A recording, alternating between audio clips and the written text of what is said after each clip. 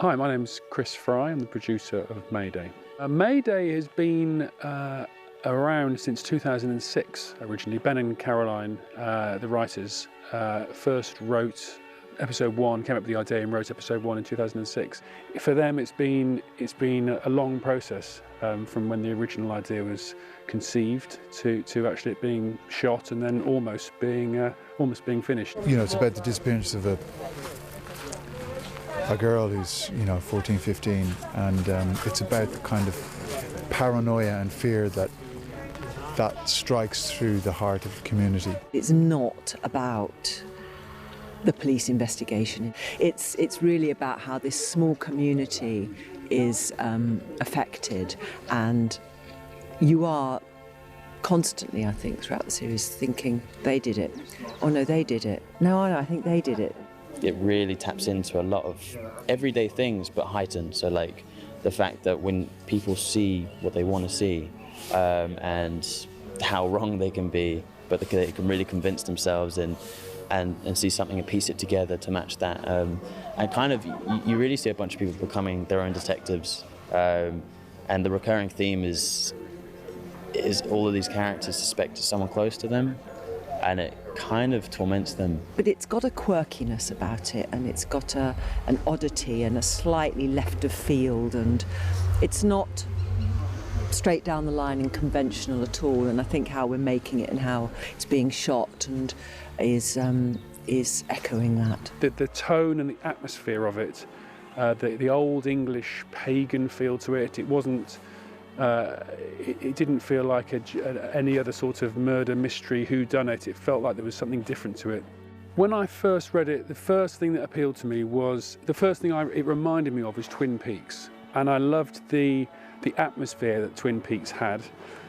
The slightly eerie weirdness to it. It was real, but not quite sure why it didn't feel quite real. The characters and the town itself felt strange.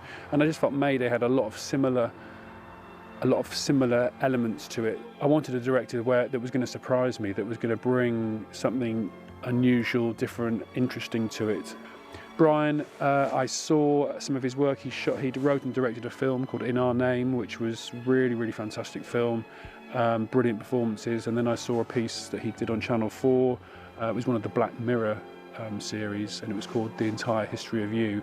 And it was just a really brilliantly directed piece of drama. Very, very well realised. We met and got on like a house on fire, and we shared the same passion and energy and enthusiasm for it, and I really wanted to work with him. So and it's been an absolute delight, actually, to be honest. I think he's going to go a long way. I was on holiday, in fact, in Egypt, and or just before I'd gone, I met Chris Fry. He'd seen my last couple of films that I'd done, and had the first 3 drafts of this story. Yeah, so read those 3 scripts, loved them, thought it was something really unique, something quite different for a TV show, and was really keen to get on board. It was different because it's multi-charactered. Usually I'm used to working with quite a strong single character. Single arc through it, so it's unique in terms of its structure, that we're following various different characters' lives and cutting between them, and it's also different because it's a whodunit. I've never done anything like that before, and this idea of where do you want the audience's suspicions to lie, or do you even have any control over that? Yeah, and it's all that stuff's been quite new to me, and a lot of fun to work through.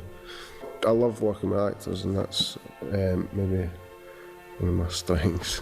And reading it early on, I could see that it was a real actor's piece because it was so sort of character-driven and not plot-driven in the way that a lot of other telly is. And in a way, the setup is just kind of, girl goes missing in this town. Who in this community could have done it, and what kind of hidden complexity has driven them to it.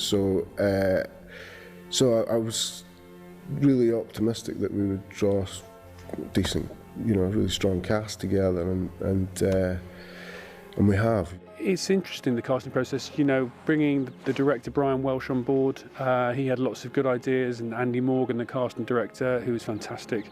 We didn't make any firm decisions on anybody for a while. You know, it almost felt quite late when we were making decisions. But I think when you're casting an ensemble piece like this, you need this. It's like a jigsaw. You need to, once you get one person in the right person in one of the roles, then you can start building the rest of the ensemble around them. Yeah, I was really keen to pull that cast together, and once one name came on board, then the others started to fall in place, and we were quite exhaustive in terms of finding the right actors that were right for these parts. I think Lesley Manville was probably the first person that came into place for us. She was someone we thought of very early on to play Gail, and Brian was very keen to work with her. Gail and Malcolm Spicer, Peter Firth plays Malcolm. They own the biggest house in the village, and they're very into their creature comforts and designer clothes, and having the best this and the best that.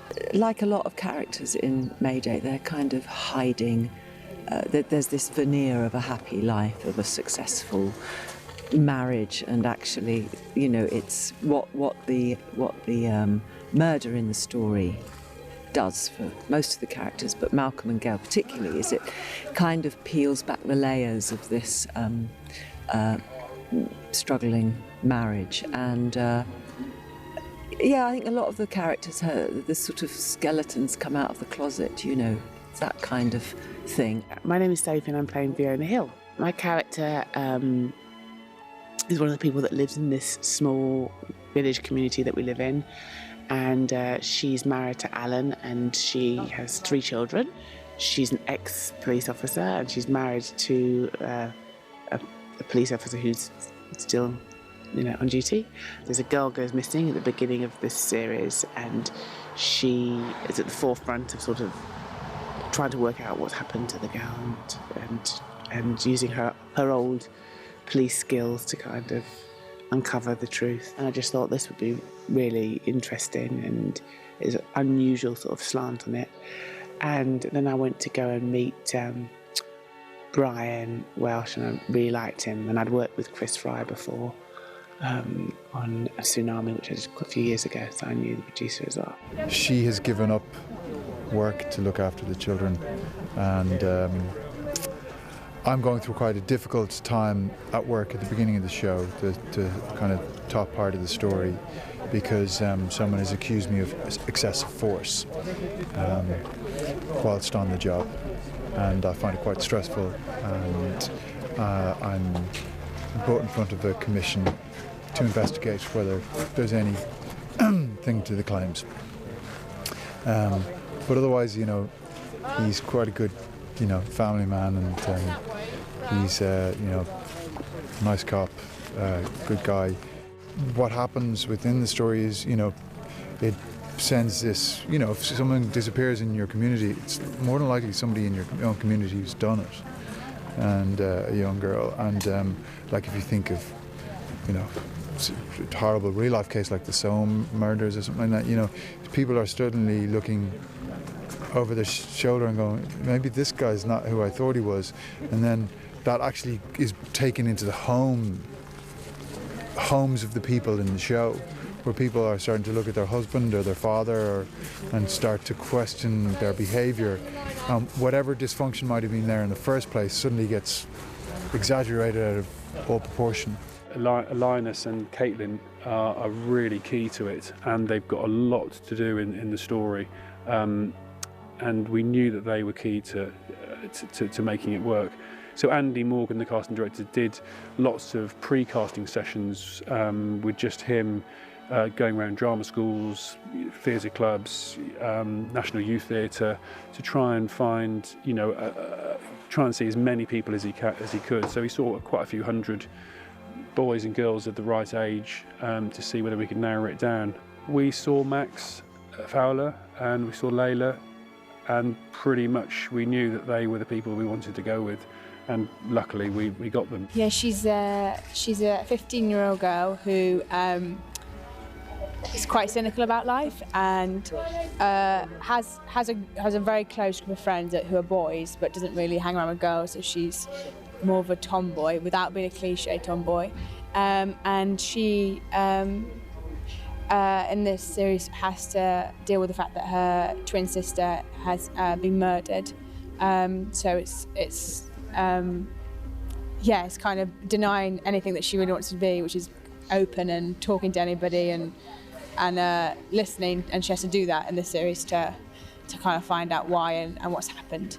And then she becomes really good friends with her next door neighbour called Linus, and kind of abandons everybody else, her family, her other friends, and just communicates with him. My name's Max Fowler, and I'm playing Linus Newcomb.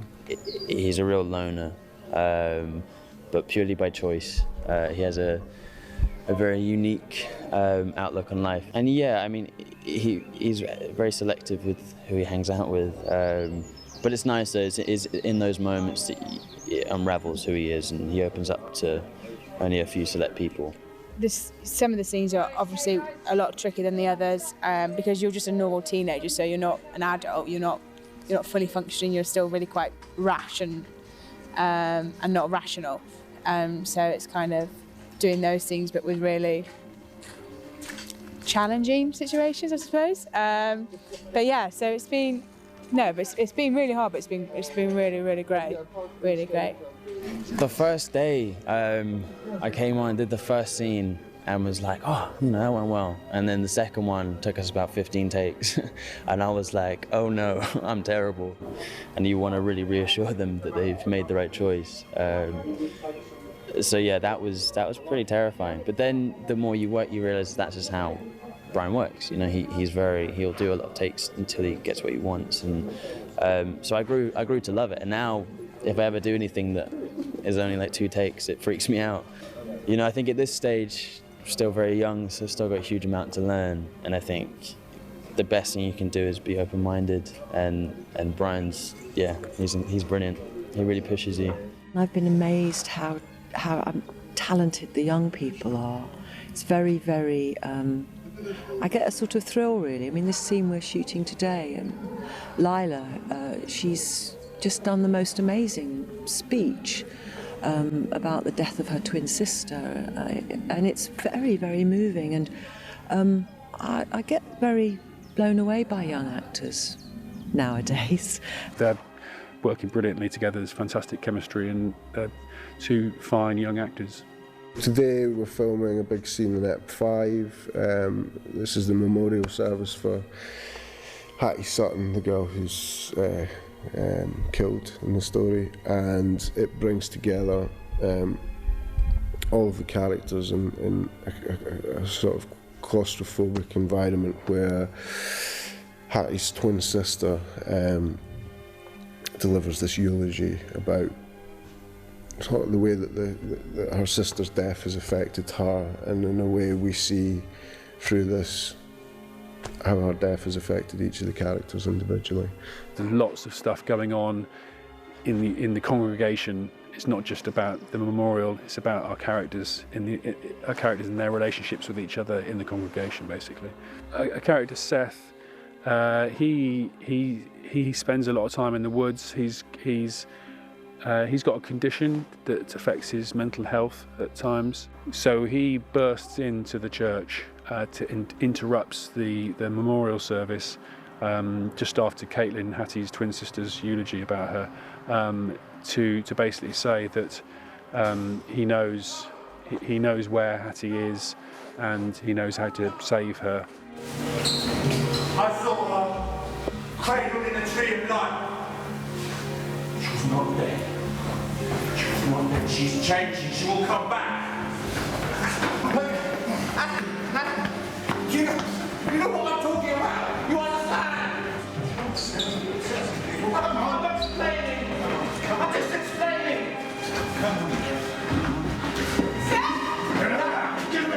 And then that has implications on Seth, because obviously Hattie's parents, certainly her father, is very upset that he's interrupted the service. So the implications on Seth are quite great after that. He lives in the same place as his brother, and they were both adopted as young children, and Seth had a much tougher time than his brother, and he battles with this side of him which is quite destructive, and then he has this other side which is much more, which is sort of quite involved with nature, and the sort of spirits which he finds in nature, and there's a sort of constant conflict within him between these two things. He sort of hangs out in the woods, and there's this place in the woods where the kids go, the teenagers go, and he gets to know them there. But otherwise, he doesn't really have anything to do with the town apart from through his brother. And I think his brother's quite controlling of his relationship with other people. I thought it was interesting, the sort of supernatural element, and the way that there was no attempt to sort of really portray the police.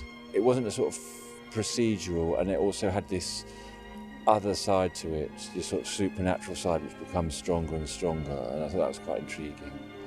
I've very much enjoyed working with Sam Spruell. You know, I think that's very important because we have quite a difficult relationship, and working out, you know, because it just sort of, we don't want it to go wrong. We desperately, both of us sort of want it to go right, but somehow we can never get it to go right. And working that out has been very good. My name's Sam Spruell and I'm playing Steve Docker. He is self-styled, self-appointed kind of law enforcer who leads a half vigilante mob in search of the killers for Hattie Sutton. And he's very much a kind of carer for Seth, who's got behavioural problems, and weighs heavy on Steve, I think. The world, I think, that is in the script was interesting to me, that kind of isolated, slightly off-kilter world. I read a character in Steve Docker where I immediately got my imagination going, you know, I felt like I could be creative with him. Yeah, he was just an interesting character. You just are drawn towards certain characters. If that means I'm drawn towards kind of slightly violent, disturbed knobheads, then fair enough. I think it's quite interesting, you know, this sort of rural, you know, the sort of quite home counties feel, and this quite odd thing going on inside it. It's quite a heightened, surreal world we're trying to create, you know, but also it has to be real and believable as well. I think that's what we're trying to achieve in the script, and the locations have kind of matched that, you know. Where we're filming it, Dorking in Surrey, has been really good. The people of Dorking have been really excited and welcoming and encouraging to us. I really enjoyed being in Dorking and stuff. I've had a really nice time. It's just nice to get out of London. I've been staying at a really nice little place around the corner, and it's been nice. It's really beautiful. But well, it's been lovely. I've had to ride my bike around Dorking, but there's been no, they've cancelled all the roads. I've been going down a bike freewheeling really, and that's been lovely. And it didn't rain. The film's obviously set in spring, set in May, and we've had possibly the worst weather imaginable. So weather has been a problem for us. It's been pretty damp for a lot of the time we've been outside. It's been rain consistently, so that's been a challenge and slightly trying. Well, the challenges of the filming has been the weather. I mean, everyone, even if they're watching this DVD in 2020, will remember that 2012 was the worst summer we've ever had. And we've been shooting a series called Mayday, and it's meant to be sunny, and it's the whole series, the whole 5 episodes, only spread over a few days. So once you've established, you know, sunshine for a day, you've sort of got to keep that. The film has been hard, partly because of weather. It's meant to be sunny. We're meant to be in summer clothes, and it's pissing it down. Instead of kind of being open-chested and enjoying the warmth, we're all kind of huddled against the cold. I don't know how we've done it. I shot a scene the other week which was my character in a car with the dog in the car, and it was hailstoning. And it was the end of the day, and I thought, oh, surely we won't do this. I said, no, we're going to do it. And there were the art department, scraping the windows, getting all the rain off, and they were trying to keep the angle so that you could only see me and the dog. But then the sound department are not happy because all you can hear on the car is rain. But we shot it. I held it, and they've said, no, it looks fine. You think, how can it look fine? There's a lot of things you can do in post-production, and I don't think that it really affect the piece as a whole, because I think the performances are so strong and the way it's been shot and lit. But we've just kept going, and I think what we're getting in the can is great. And yeah, looking forward to getting to the cutting room. Yeah. I think we set ourselves a challenge from the day one. We always wanted to be ambitious and make the very best possible thing, programme, drama, serial we could. So when you set yourself a really high bar, you have to keep on hitting that bar and improving it every day. So it's challenging for everyone: locations, design, costume, makeup, the actors, certainly the director and the lighting team and camera team. But we've stayed smiling and kept happy, and I think we're doing great work, and there's a great feeling on the set that we're doing good stuff. Yeah, as a whole, it's been incredible. I mean, it's nice being in something a lot for the fact that you feel really attached to it, and you're in a lot, and it becomes a big family. I've really enjoyed working with my children. The little girl, Hannah, who plays Charlotte, she's not really acted before, and she's really extraordinary, and it sort of brings a real sort of raw freshness to the scenes, and also you don't really know what's going to happen when you're working with children, and I quite like that. Sometimes when you're doing a show or a TV show, you've a fair idea what it's going to be like. I'm looking forward to seeing this, to see how it turns out, because I know it's going to surprise me. Yeah.